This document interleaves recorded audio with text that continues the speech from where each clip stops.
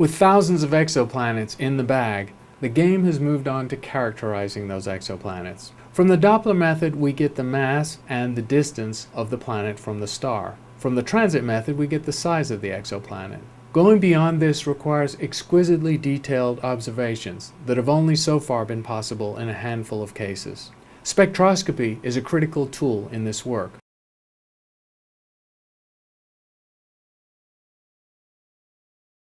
Then another spectrum that just has the star, and subtracting them to get a spectrum of the exoplanet. That's the principle of how we might characterize an exoplanet using spectroscopy.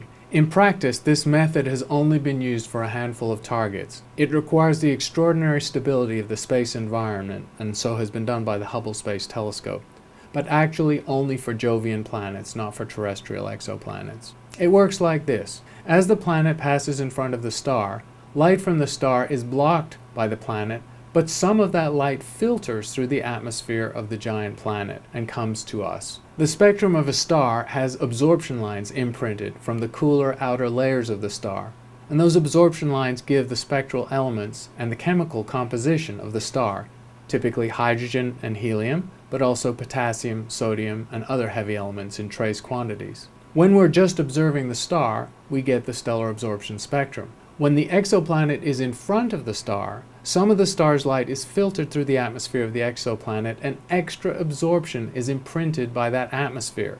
In principle, differencing the two will give the spectrum of the exoplanet atmosphere. In the handful of cases where it's been used, several chemical elements have been detected in the atmospheres of giant exoplanets: sodium, carbon dioxide, and water vapor, or steam. These are hot Jupiters, and so water is in the form of steam. These observations are proof of concept for the eventual detection of biomarkers, where we would try to look for oxygen or ozone being imprinted in the spectrum from the atmosphere of the exoplanet. That would be a sign of life. As data accumulates, more and more exoplanets have both detections by the Doppler method and transits. If you have a mass from the Doppler method and a size from the transit method, you can use the two to get a density. So the fraction of exoplanets where both pieces of information are available are extremely valuable. All you get, however, is one number from one mass and one size, and so that's a mean density. By comparing that mean density to the mean density of rock or metal or water or gas, it's possible to say what the average composition of the exoplanet is, and in principle distinguish terrestrial planets from gas giants. Corot 7b was an example of an early planet where this technique was used. It turns out to have a similar density to the Earth, and is a super-Earth, several Earth masses sized object. However, it orbits its star in only 20 hours and is so close to that star that its surface is probably molten. It's nothing like an Earth-like world.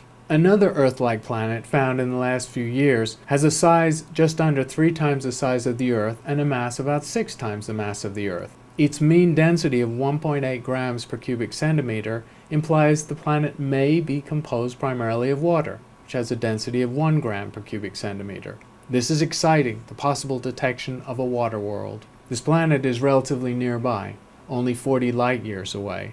And in principle, if there are living creatures on there, our light waves and radio communications have swept over them since the dawn of the electronic age. Unfortunately, a single mean density does not uniquely define an exoplanet. There's what's called a redundancy or degeneracy in the models. In other words, there are many different chemical compositions and layerings of a planet that can produce the same mean density. It could happen if you had a mostly rocky planet or a planet with a gaseous envelope and a small metallic core. Those would give the same mean density. So we need more information before we can confidently talk about finding water worlds or Earths. In fact, the zoo of exoplanets contains extraordinary diversity. Based on these mean density measurements and other chemical indicators, there appear to be exoplanets primarily made of metal, primarily made of silicates like rock, primarily made of carbon, and perhaps primarily made of water. An extraordinary diversity of exoplanets, including some completely alien from the planets in our solar system. Kepler has found Earth-like worlds and giant worlds in many different orbits.